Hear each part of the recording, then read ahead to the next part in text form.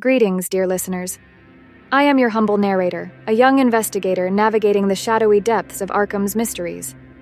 They say curiosity killed the cat, but it's only made me more tenacious in my pursuit of the truth, even in a town as maddening as this. Now, gather round as I regale you with a mysterious tale while having a cup of coffee.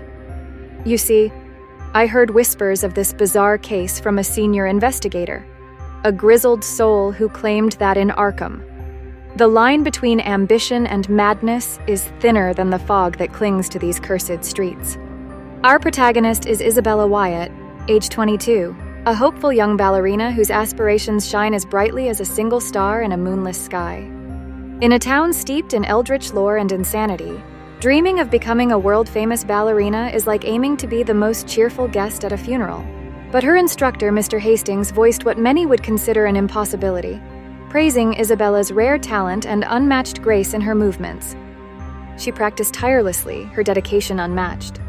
Isabella performances at the local theater gained attention, but she was not content with being a mere local sensation. Her eyes were set on a far grander stage. One fateful day, while wandering in the Miskatonic University Library, Isabella stumbled upon an ancient tome, a book that might as well have been titled, How to Make a Pact with Things You Shouldn't. The book spoke of Atlach-Nacha, the ancient spider god, a powerful entity said to weave the fabric of fate. Desperation consumed her, and Isabella yearned for the strength and beauty that could make her the world's greatest ballerina. As she whispered the incantations written in the book, the room grew colder, and the flickering candlelight cast eerie, dancing shadows on the walls. Atlach-Nacha, drawn by Isabella's unwavering ambition, slithers from the shadows with a proposition. And, well, you can probably guess where this is going.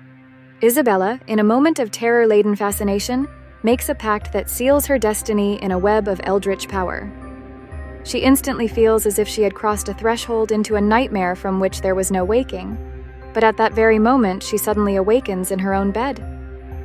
Now, you might be tempted to think, it was all just a dream, a fevered nightmare conjured by an overactive imagination. But we, my dear listeners, know better.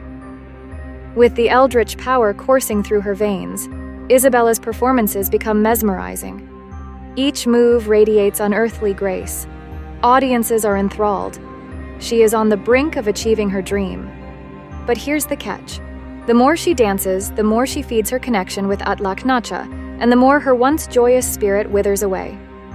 Her nights are haunted by nightmares.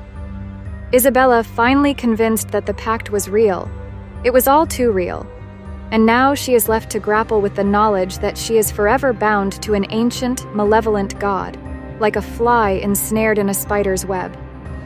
Her dream of becoming the world's greatest ballerina is within reach, but it comes at a price darker than a black cat on a moonless night.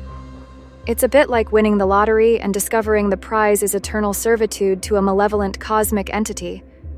And so, Isabella's performances become the stuff of legend.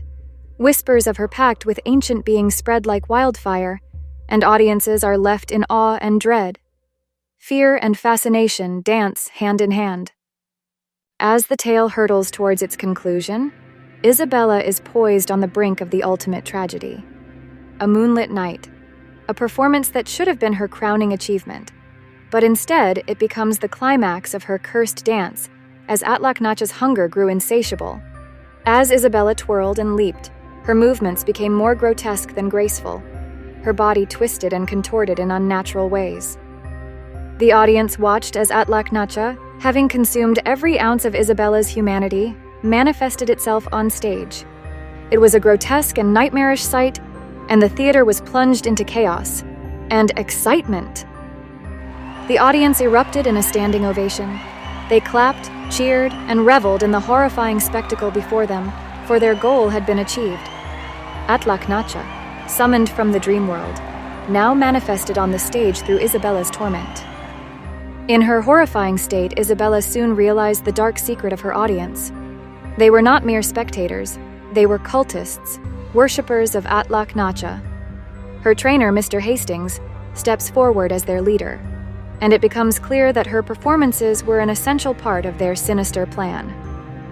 As the grotesque union reached its climax, Atlak Nacha's influence spread, enveloping Arkham in darkness and madness.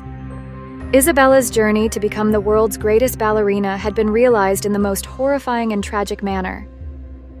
In the end, she had become a living vessel, a conduit for an ancient god, forever bound to the macabre and the eldritch secrets of Arkham's cultists. And so, dear listeners, we've arrived at the end of our twisted tale, where dreams morph into nightmares. If you've enjoyed this eerie journey into the heart of ambition and madness, consider subscribing. Click that button as if your very soul depends on it. Who knows, perhaps by subscribing you'll be granted an eldritch boon of your own.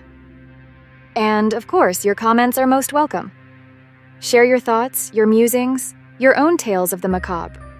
After all, in a town like Arkham, we could all use a bit of dark humor to stay sane. Until next time, my fellow explorers of the unknown, may the eldritch horrors ever be in your favor.